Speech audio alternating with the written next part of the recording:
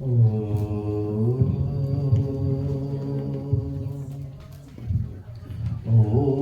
यं ऋषिया भूताकृताः मेधा मेधाविनः विदुः तया मामध्या मेधयाग्नि मेधाविनं कृणु. Especially for our subject matter today, I pray that God grant us noble mind, noble intellect, noble vision that is granted on the sages and the seers. O God, grant us this kind of knowledge that make me a wise person. So, my subject today is, what are you preparing for? First, I must tell you that I'm glad and it really warms my heart to see so many of you, especially that I come. When we come to Mandir, I see it as, imagine we're traveling someplace, and every so often we get together, we stop the cars, we get together and we plan our route. Spiritually, we get together and we share our thoughts and we make sure that we're continuing on the same journey. So what are you preparing for? You must realize by now that today we are planning our tomorrow. This week we are planning our next week. This year we are planning our next year. And in this life we are planning our next life. So for mothers, for the older parents who are thinking, well, we don't have much time here. No, you are still planning your next life. So what are you planning? What are you preparing for? Why do I ask this question? Because what you're preparing for is exactly what you will achieve. Nothing more and nothing less. What I am preparing for is exactly what I will achieve. This is karma at work. Our destiny truly in our own two hands. I will use this example. I know this family who are always preparing for the worst. They live in fear. Because of this, they buy the biggest cars because they feel that the biggest cars are going to keep them safe in accidents. Guess what? They're always in accidents. Many of them. They are always pinching the penny. And now, don't get me wrong, there's nothing with being frugal. We're frugal. My wife, my mother-in-law, they use coupons when they go grocery shopping. There's nothing wrong with that. A waste is a waste. But this family was frugal to the point of stinginess. They were always preparing for hard times. Guess what they got? Hard times all the time. We must realize that the universe gives back to us many times over that which we send out to the universe. When we give ourselves, we give out goodness out of our hearts. When we give for the sake of giving without looking for something in return, the universe responds in kind and fills our own lives with that which we give. The family I speak of were so frugal to the point they were selfish. They always seek to take and take and take and never give. They never extend their hand out in need. They're always asking others to do things for them. So they never got. They always wore the oldest, shabbiest of clothes and gave the impression of being destitute. They were always prepared for disasters and hard times and never set high goals in life. They bitterly complained about what life gave them.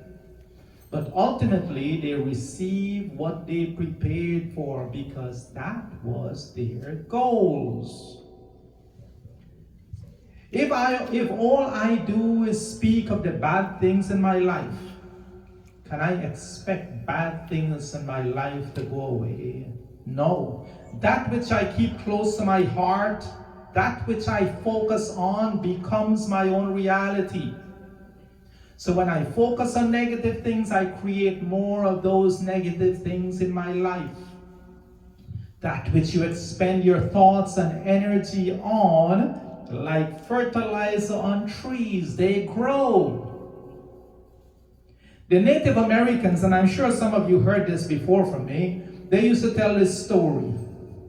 An old grandfather said to his grandson, the grandson came to him with anger at a friend who'd done him wrong. And the grandma sat him down and said, let me tell you a story. It is almost like there's two wolves inside of me. One is good, one does no harm. He lives in harmony and unity. It smiles every day, take no offense. He only fights when it's right to do so. But the other wolf, what a troublemaker. Anything sends him into a fit of anger. He fights with everyone. He cannot think. He hates all the time. And these two wolves inside of me are fighting. They're trying to dominate my spirit. The old man pauses to catch his breath, and his grandson turns to him and says, Grandpa, which one will win? The grandpa, you know the answer. My child, the one I feed will win. You see, in life, you get what you prepare for. If you prepare for success, you will find success. If you prepare for reaching higher, you will achieve higher. What thoughts do you harbor in your mind? Which wolf do you choose to feed?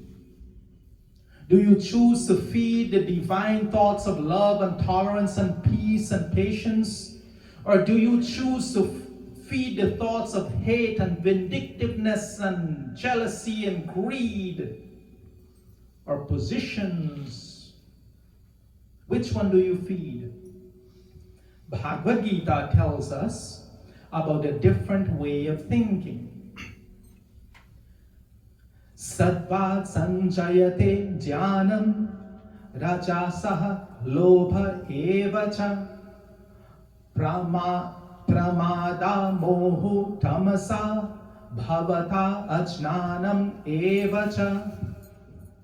In this shloka, Sri Krishna is telling us that the person who lives in the mode of goodness, thinking higher thoughts, removing and not paying attention to the negative thoughts, that kind of person who lives like that have the ability to discriminate between right and wrong, and you will live your life as such. That person is always in pursuit of higher levels of thinking and things in life. And that person who thinks in that mode of goodness, sattvic thinking, will achieve higher. But Rajoguna inflames the senses and put the mind out of control. It's always greedy. It's always negligent. It's always lives in delusion. The person who is trapped in this kind of behavior, we see them as selfish. They want to have and focus on wealth and pleasures and the meaningless pursuit of materialness.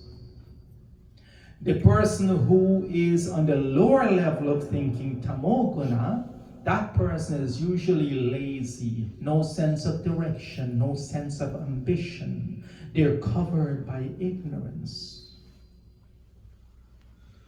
You must choose. That's why first thing this morning I ask you, I says, what do you want to be? What do you want removed from your life a year from now? I ask you to choose that and focus on removing and making a difference. So next year, this time, you're at a much more measurable, higher level of thinking. Again, when I am frugal too. The reason I use this example is not because we're judging others. But when we fail to reach higher, when we fail to reach for the stars and then complain about life being unfair, it is because of our own thoughts we are left grounded. You see, this is a problem. I'll tell you something, we attract into our lives, and you must understand these words. We attract into our lives not only that which we love, but also that which we hate and that which we fear. Which is why we say, Abhayam Mitrad, Abhayam Mitrad. Oh God, give me that gift of fearlessness. Don't let me be afraid of anything or anyone. The kind of energy we put out to the universe determines what we receive from the universe. If we focus on energies, on the things we love and hate and fear, then we're going to bring those in our lives. So, again, I know I'm repeating some of the things I say, but when you give, you must think, do you give freely and without hesitation? As you give, so you shall receive. If you give as a miser, you will receive as a miser. If somebody's standing out in the street with their hands out and you look at them and you judge them thinking what are they going to do with the money, and you do not give them anything, that is upon you. You are being judgmental. And I'll repeat this. When you hand somebody $1 and the money leaves your hands and go into their hands, it is now their money. Why are you judging what they are going to do with their money? It is no longer yours. How do we love? Do you love with reservations? Do you love and you look for something in return? Because as you love, so you will be loved. If your love or what you mistake for love has conditions attached, then you will be loved with conditions. You make it what it is. We must remember that there is power in our thoughts. And the power in our thoughts is what dictates what happens in our lives. Karma at its finest. Many stories are used when parents teach their children. Our Guruji Swami Veda Bharti, he used to tell this little story of this man laying under this tree. It's called a wish-fulfilling tree. Pandita Leela, I'm sure you know this story, right? In Hindu mythology, this tree is called Kalpavriksha. And from this, you can wish for powerful things. Many of us wish we had that power, right? So he lay there and he wished for something to eat, and immediately his favorite foods and his drinks appear before him. Next, he wished for lots of wealth and was granted that. He wished for a large house with servants and the material things he needed, and everything came to him. The next thought frightened him because he thought that thieves would come, kill him, and steal all his wealth. The next moment, he was dead. You see, because life, it is what we focus on. What we focus, we attract into our own lives. There is power in our thoughts. Because from our thoughts comes the words from our mouths. From our thoughts eventually comes the actions we perform that dictates what happens tomorrow in our lives. So our thoughts indeed determines our own destiny. So be careful of what you think. See, we come from Guyana. It's raining outside and we think if we get wet in the rain, we'll get sick. So you get wet in the rain and you get sick. We open our mind to the seed thought that rain will make you sick, so rain makes you sick. I never think that rain makes me sick. Me and my kids, we go dancing in the rain when it rains. In fact, at work, years ago, people would come to my office door and they'd say, Jag, I can't come in, I'm sick, I'll get you sick. I tell them, I says, come on in. I'm not going to get sick. You can give it, I won't take it. I never get sick from that kind of stuff. In the snow, in the winter time, it snows 12 inches. Me and my daughter, we'd go in swim trunks and we'd go running in the snow and jumping in the snow, wearing nothing else. It doesn't get us sick. Now when your children go out in the streets and they play, what do you tell them? You say, oh, don't get hit by a car. You don't say be careful, you say negatively, don't get hit by a car, so the child goes out and gets injured. We project our thoughts. We complain all the time, it's cold outside. We say we hate this weather. We say we hate the rain. I go in at work, it's raining like crazy. I go in and I tell people it's a beautiful rainy day outside. They look at me all weird. But it is. Have you ever noticed when it's 20 degrees outside and you leave the house and you tell yourself, oh my God, it is so cold. You go outside and you freeze. But if you tell yourself, nah, it's not so bad, you go outside and you feel okay. All in your mind. So, see, again, go back to not complaining about the things over which we have no power to change. If you have power to change over something, change it. If you do not have the power to change it, God bless you, move on. I refuse to wear the glasses that makes me see a world that is hate-filled, unloved, and unkind. So I do not see a world that is hate-filled. I see a loving, kind, tolerant world. This is within my power. I have the power to change my world by how I see my world and how I behave in my world. It all starts with how we think. One of the Yoga Sutras of Patanjali says, Tapaswadhaya Ishvara Prani Dhanani Kriya Yogaha. It tells us that yogic action is three components. Tapa, establishing discipline in our lives. Swadhyaya, study, self-study, learning and disseminating and implementing the knowledge, not just having up here, but doing what mantra says. An application, when you apply that knowledge in all parts of your life, in every action. So we perform yajna. If we look at what we are doing, what motivates us to practice, to do yajna? Do we do it out of a selfish desire for positions of authority, financial gain, or glorification of our names? You want to show to the society that you're spending so much money and you're doing this grand yajna? How many of us perform yajnas for these not so good reasons? But we will leave that for another discussion at another time. My fellow souls, when we are motivated by our own egos and we perform actions for selfish, materialistic reasons, what are you preparing for? Back to my original questions. What do you expect in return from the universe? If we project conceitedness and arrogance, no humility. If we project selfishness, not selflessness.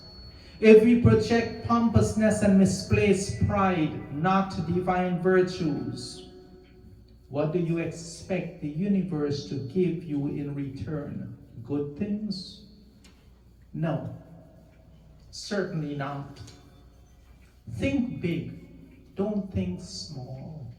Plan, what do you want your next year to be like? For the youths here, I always like to tell them, what do you plan? What do you see yourself 5 years from now? What do you see yourself doing?